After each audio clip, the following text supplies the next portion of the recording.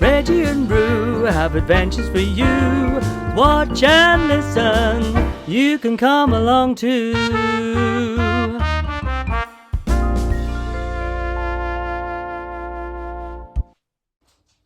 Hello again, nice to see you.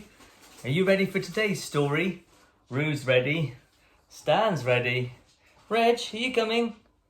Reg, come on. Too busy staring out the window. Today, chapter 6, The Diamond Mines. Oh, here he is. Hello, Reg, just in time. Sit down then.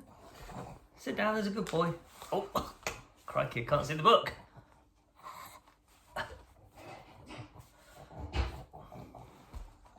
Not very long after this, a very exciting thing happened. Not only Sarah, but the entire school found it exciting and made it the chief subject of conversations for weeks after it occurred. In one of his letters, Captain Crew told a most interesting story. Oh, tired out already, you're Reg. A friend who had been at school with him when he was a boy had unexpectedly come to see him in India.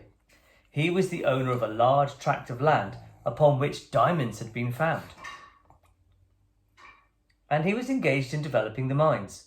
If all went as confidently as expected, he would become possessed of such wealth as it made one dizzy to think of, and because he was fond of the friend of his school days, he'd given him an opportunity to share in this enormous fortune by becoming a partner in his scheme. This, at least, was what Sarah gathered from his letters.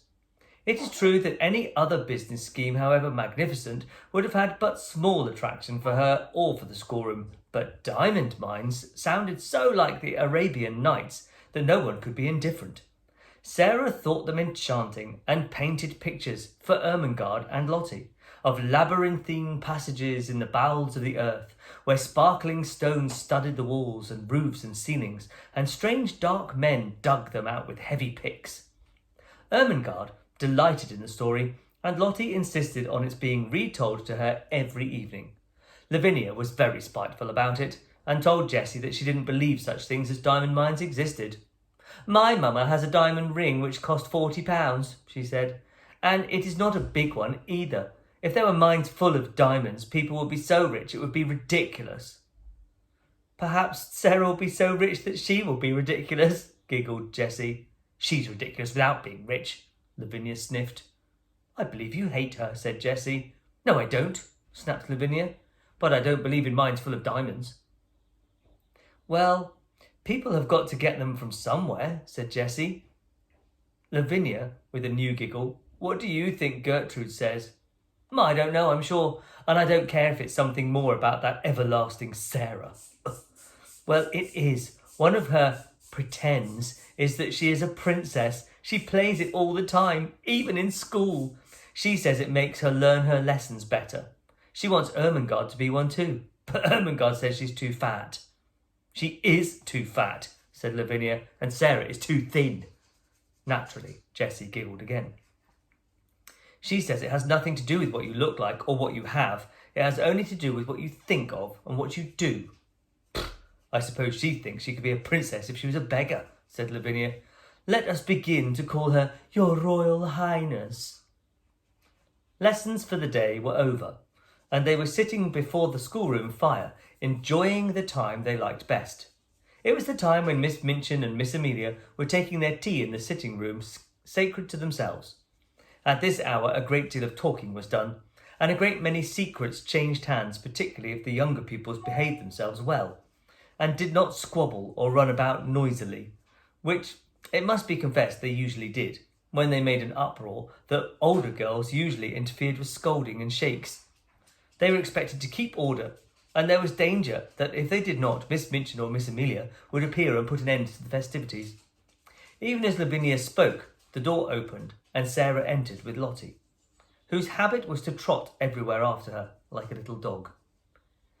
"There she is with that horrid child," exclaimed Lavinia in a whisper. "If she's so fond of her, why doesn't she keep her in her own room? She'll begin howling about something in 5 minutes. It happened that Lottie had been seized with a sudden desire to play in the schoolroom, and had begged her adopted parent to come with her. She joined a group of little ones who were playing in a corner. Sarah curled herself up in the window seat, opened a book, and began to read. It was a book about the French Revolution, and she was soon lost in a harrowing picture of the prisoners in the Bastille, men who had spent so many years in dungeons that when they were dragged out by those who rescued them, their long grey hair and beards almost hid their faces, and they'd forgotten that an outside world existed at all, and were like beings in a dream. She was so far away from the schoolroom that it was not agreeable to be dragged back suddenly by a howl from Lottie. Never did she find anything so difficult as to keep herself from losing her temper when she was suddenly disturbed whilst absorbed in a book. People who are fond of books know the feeling of irritation which sweeps over them at such a moment. The temptation to be unreasonable and snappish is not one easy to manage. "It makes me feel as if someone had hit me," Sarah had told Ermengarde once in confidence, "and as if I want to hit them back. I have to remember things quickly to keep from saying something ill-tempered." She had to remember things quickly when she laid her book on the window seat and jumped down from her comfortable corner. Lottie had been sliding across the schoolroom floor, and having first irritated Lavinia and Jessie by making a noise, had ended by falling and hurting her fat knee. She was screaming and dancing up and down in the midst of a group of friends and enemies who were alternately coaxing and scolding her. "Stop this minute, you crybaby! Stop this minute!" Lavinia commanded. "I'm not a crybaby! I'm not!" wailed Lottie. "Sarah! Sarah!" She doesn't... Ooh! Stan, what are you doing? Having a jump? Sit still, you little monkey. "If she doesn't stop, Miss Minchin will hear her," cried Jessie. "Lottie, darling, I'll give you a penny." "I don't want your penny," sobbed Lottie, and she looked down at the fat knee, and seeing a drop of blood on it, burst forth again. Sarah flew across the room and, kneeling down, put her arms around her. "Now, Lottie," she said. "Now, Lottie, you promised Sarah." "She said I was a crybaby," wept Lottie. Sarah patted her, but spoke in the steady voice Lottie knew. "But if you cry, you will be one, Lottie pet. You promised." Lottie remembered that she had promised, but she preferred to lift up her voice. "I haven't any mama," she proclaimed. "I haven't a bit of mama." "Yes, you have," said Sarah cheerfully. "Have you forgotten? Don't you know that Sarah is your mama? Don't you want Sarah for your mama?" Lottie cuddled up with a consoled sniff. "Come and sit in the window seat with me," Sarah went on, "and I'll whisper a story to you."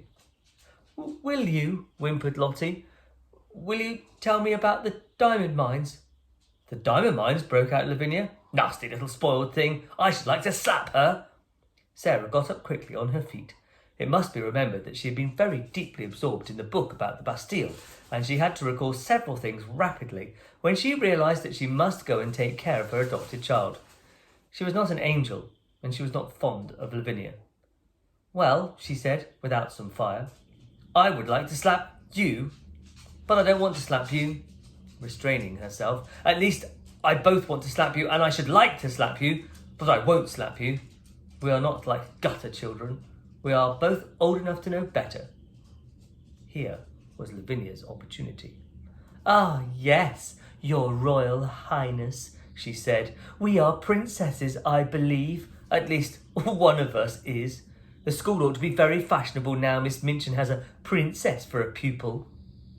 Sarah started toward her. She looked as if she were going to box her ears. Perhaps she was.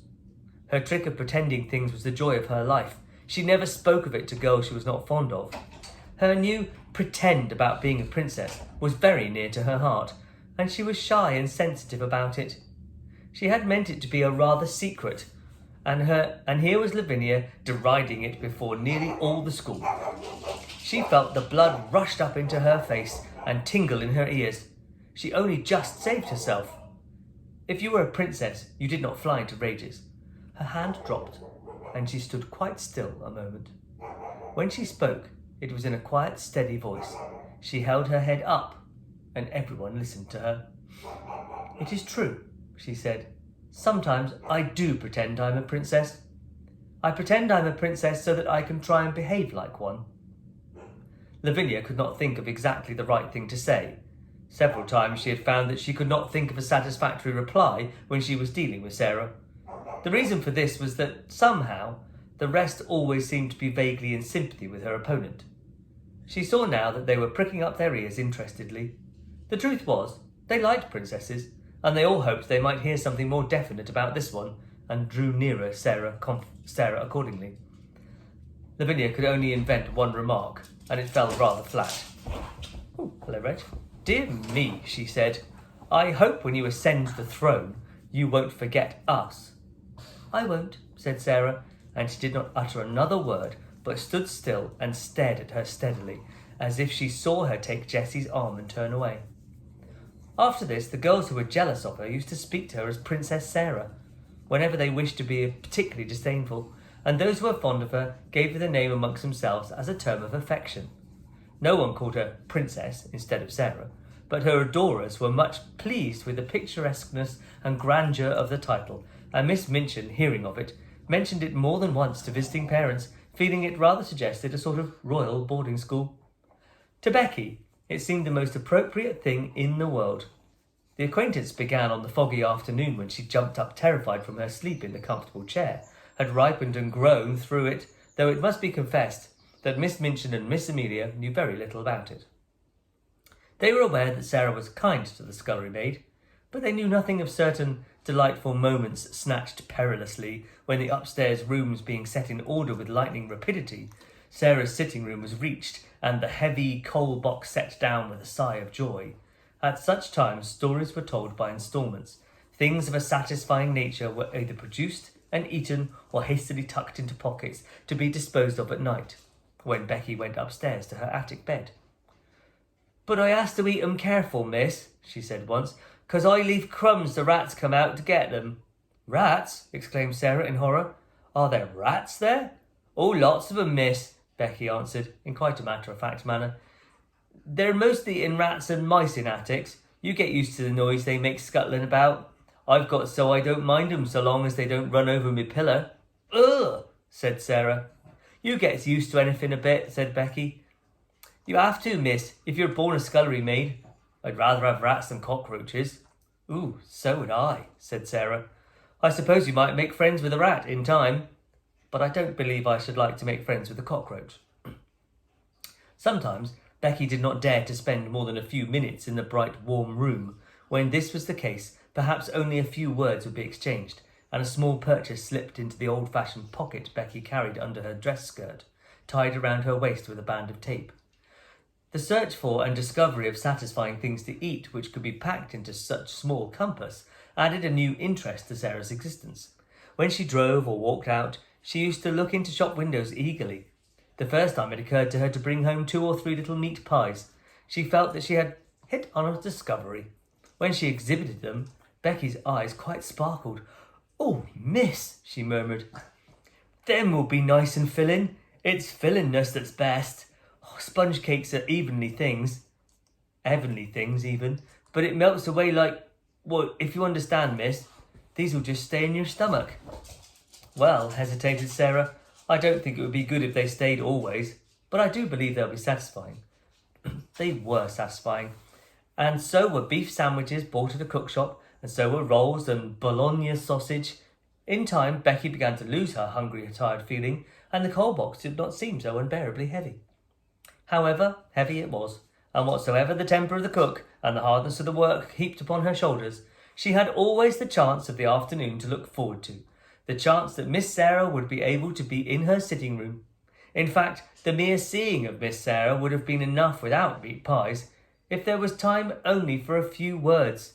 They were always friendly, merry words that put heart into one, and if there was time for more, then there was an instalment of a story to be told, or some other thing one remembered afterward, and sometimes lay awake in one's bed in the attic to think over. Sarah, who was only doing what was unconsciously liked better than anything else, nature having made her a giver, had not the least idea what she meant to poor Becky, and how wonderful a benefactor she seemed. If nature has made you a forgiver, a giver, your hands are born open, and so is your heart, and though there may be times when your hands are empty, your heart is always full, and you can give things out of that, warm things, kind things, sweet things, help and comfort and laughter, and sometimes gay kind of laughter is the best of all. Becky had scarcely known what laughter was through all her poor little hard-driven life. Sarah made her laugh, and laughed with her, and though neither of them quite knew it, The laughter was as filling as the meat pies. A few weeks before Sarah's 11th birthday, a letter came to her from her father, which did not seem to be written in such boyish high spirits as usual. He was not very well, and was evidently overweighted by the business connected with the diamond mines. "You see, little Sarah, your daddy is not a businessman at all, and figures and documents bother him. He does not really understand them, and all this seems so enormous. Perhaps if I was not feverish, I should not be awake, tossing about one half of the night, and spend the other half in troublesome dreams.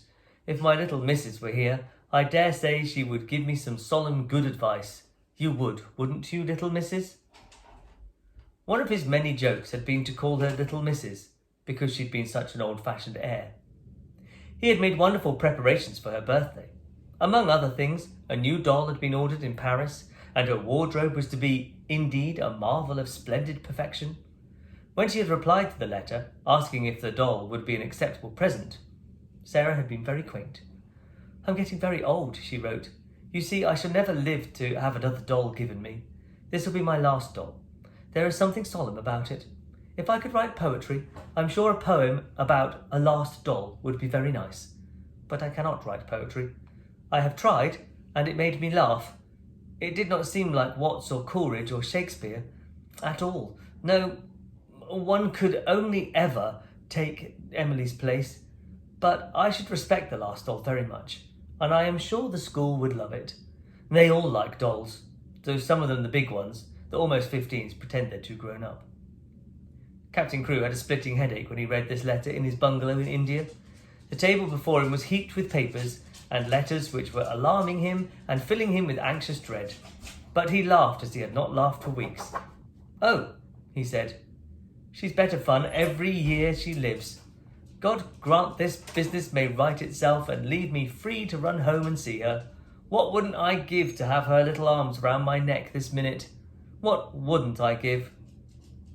The birthday was to be celebrated by great festivities. The schoolroom was to be decorated, and there was going to be a party.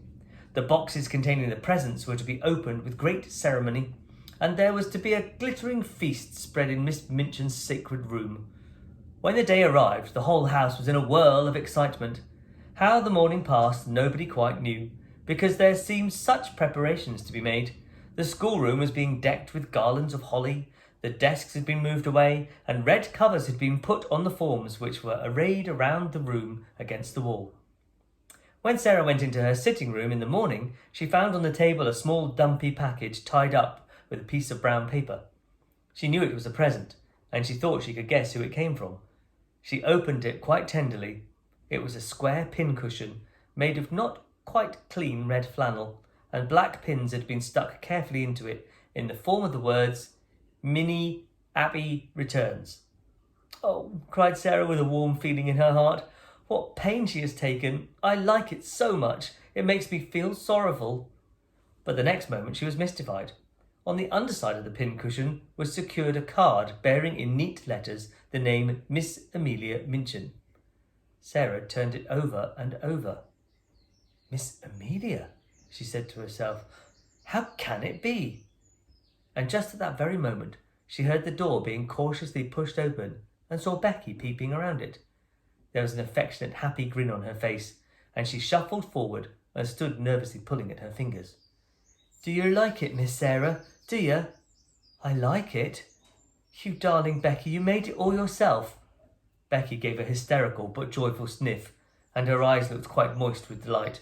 "It ain't nothing but flannin, and the flannin ain't new, but I wanted to give you something, and I made it of nights. I knew you would pretend it was satin with diamond pins in. I tried to when I was making it. The card, Miss..." rather doubtfully, "I weren't wrong of me to pick it up out of the dustbin, was it? Miss Melier had throwed it away. It hadn't no card of my own, and I knowed it wouldn't be proper present if I didn't pin a card on it, so I pinned Miss Melia's." Sarah flew at her and hugged her. She could not have told herself or anyone else why there was a lump in her throat. "Oh, Becky," she cried out, with a queer little laugh. "I love you, Becky, I do, I do." "Oh, miss," breathed Becky. "Thank her, miss, kindly. I ain't good enough for that. The flannin wasn't new." and now they're best friends. Isn't it lovely to have a best friend, Stan, Roo, and Reggie? They're all best friends. I hope you have a best friend too, and you chat to them and tell them stories and give them little presents. Anyway, bye for today. See you tomorrow.